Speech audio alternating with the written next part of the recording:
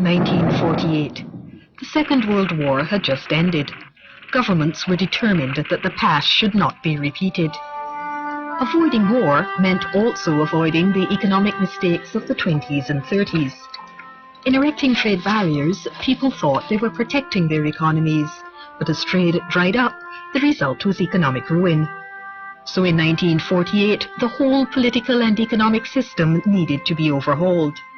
Stability, a sense of global community, they were the key. International organizations were created to restore economic cooperation and peace. Only 23 countries signed GATT, the General Agreement on Tariffs and Trade, but it turned out to be a major contributor to world economic security. 50 years later, the World Trade Organization has 132 members. It has taken over the duties of the old GATT, but it's also handling new areas of trade. International banking, telecommunications, high technology inventions. The GATT brought order into the world jungle of trade, because when you have the law of the jungle, the bigger animal eats the smaller animal. And it wasn't very much different in terms of world trade. Big countries, when there were no rules among countries, mutually agreed among all of them, could very easily exert more pressure than they could do in a multilateral system where every country has the means to have itself be heard. The rules defined what governments could do and what they could not do with their trade policies. For example, countries could not discriminate between their trading partners. GATT also became a forum for countries to settle disputes and to negotiate lower trade barriers. 8 rounds of increasingly complex trade negotiations took place under GATT. All this meant a better climate for investment and job creation. In its 47 years, GATT saw trade barriers fall and an unprecedented growth in world trade. GATT's membership grew eventually from the original 23 to 128. Most were developing countries and were given special treatment to help them adjust to the rules. In the 1970s, a first major attempt to revise GATT rules was only partly successful. Relatively few countries signed all the new agreements of the Tokyo Round. Meanwhile, the global economy was going through a rough period because of sharp rises in oil prices and financial troubles. Protectionism threatened to return to world trade. Then in 1986, in Punta del Este, Uruguay, ministers from all around the world gathered to launch an event that was to transform world trade, the 8th round of GATT negotiations, the Uruguay Round. The negotiations lasted 7.5 years, and at the end, 125 countries participated. The Uruguay Round became the largest and most complex negotiation in history. It covered some of the most sensitive subjects of the time, so the stakes were high.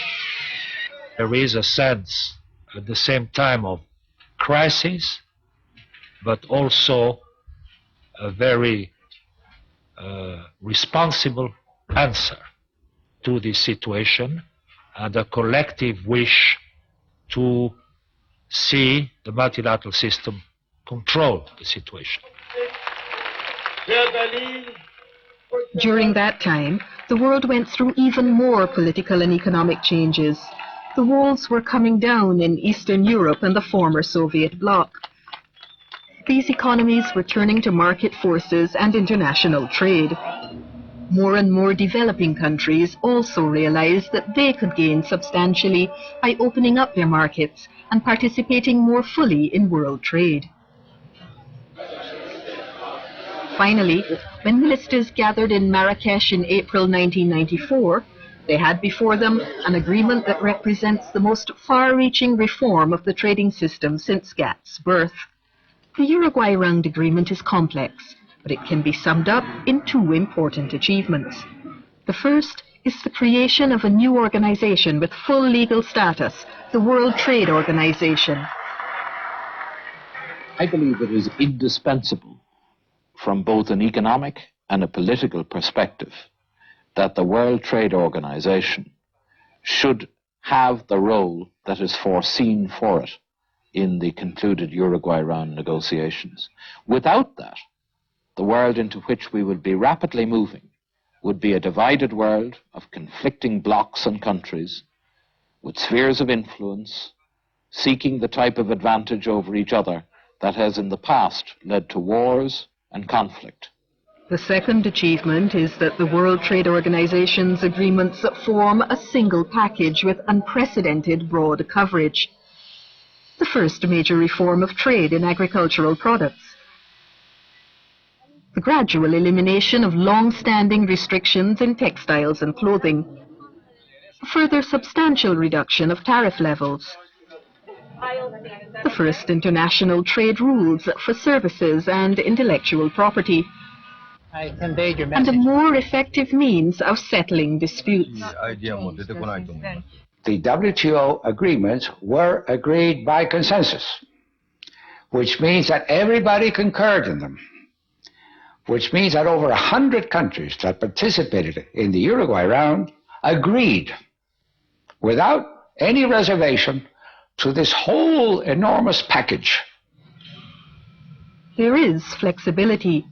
For example, developing countries are given more time to adjust, but in the end, no one opts out.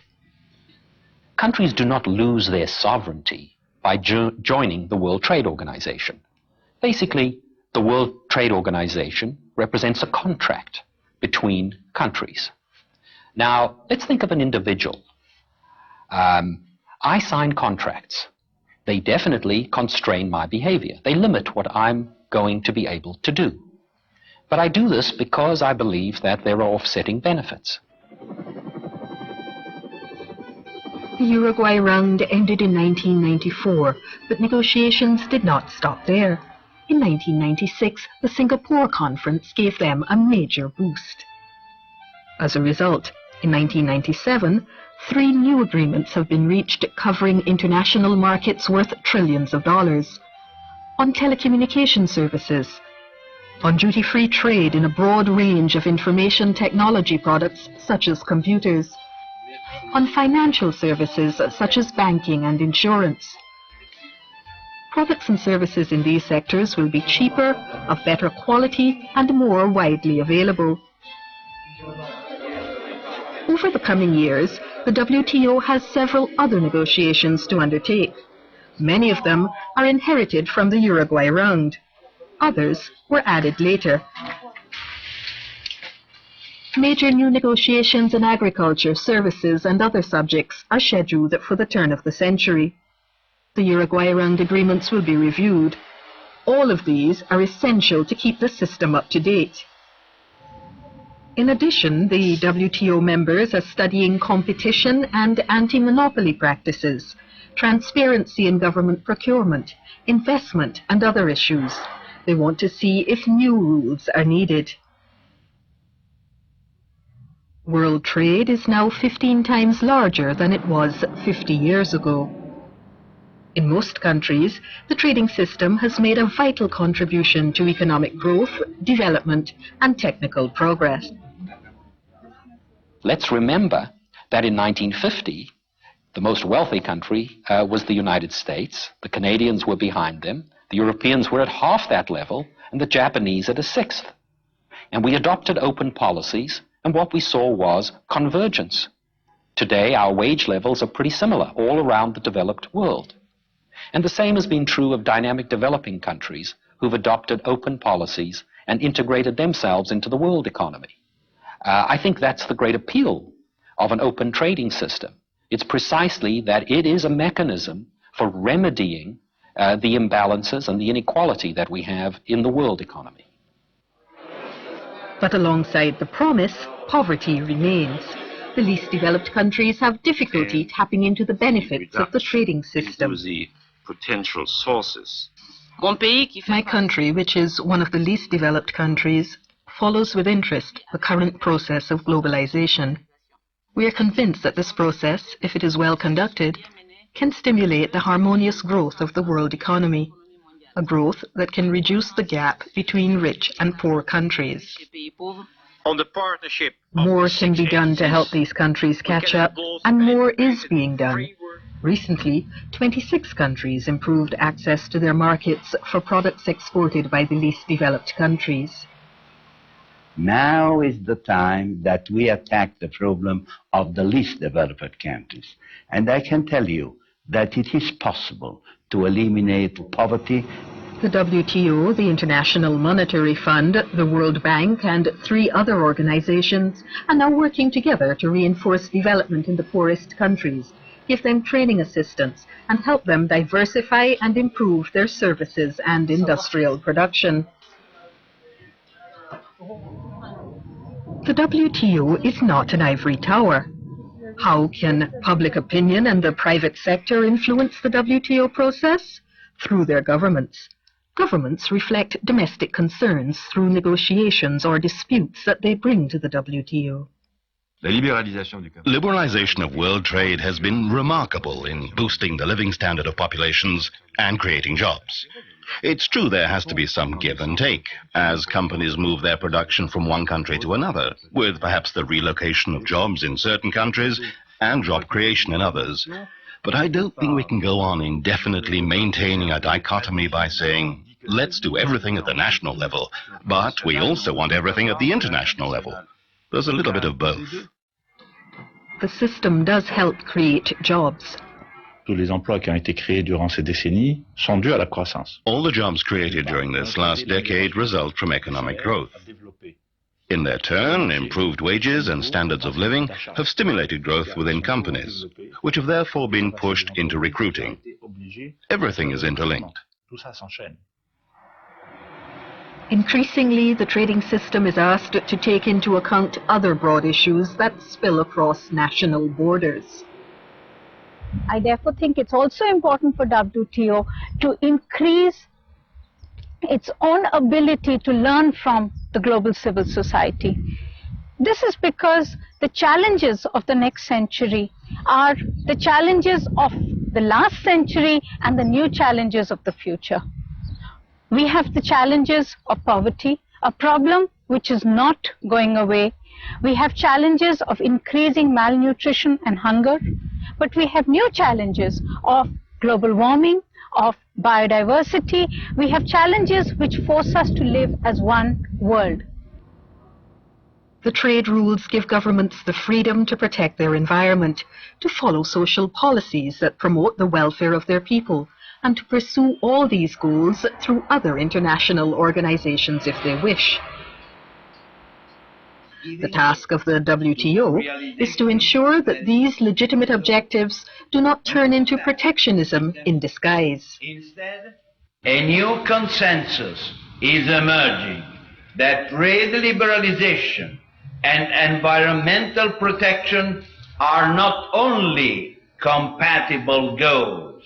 There must be two sides of the same strategy to achieve sustainable development on a global scale. Looking ahead, the World Trade Organization faces several challenges.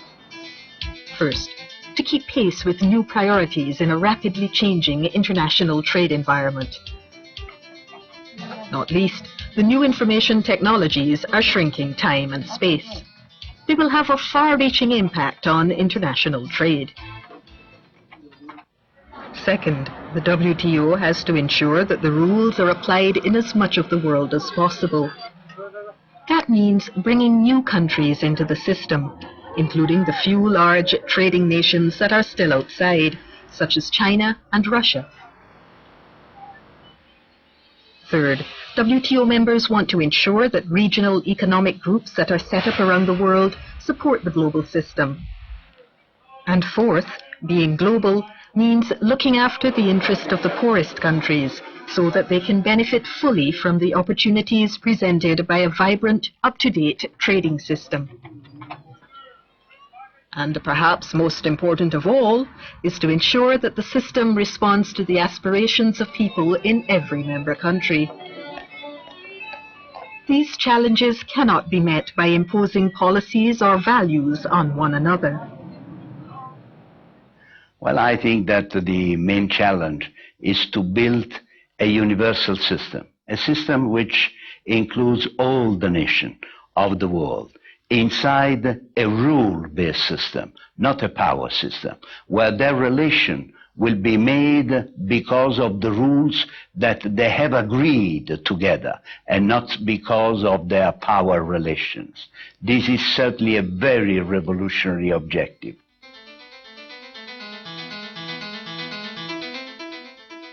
The world has changed dramatically over the last half-century, but the basic choices we face have not. Governments have accepted non-discrimination and consensus as the basis for their economic relations. They have helped to make the world a safer place.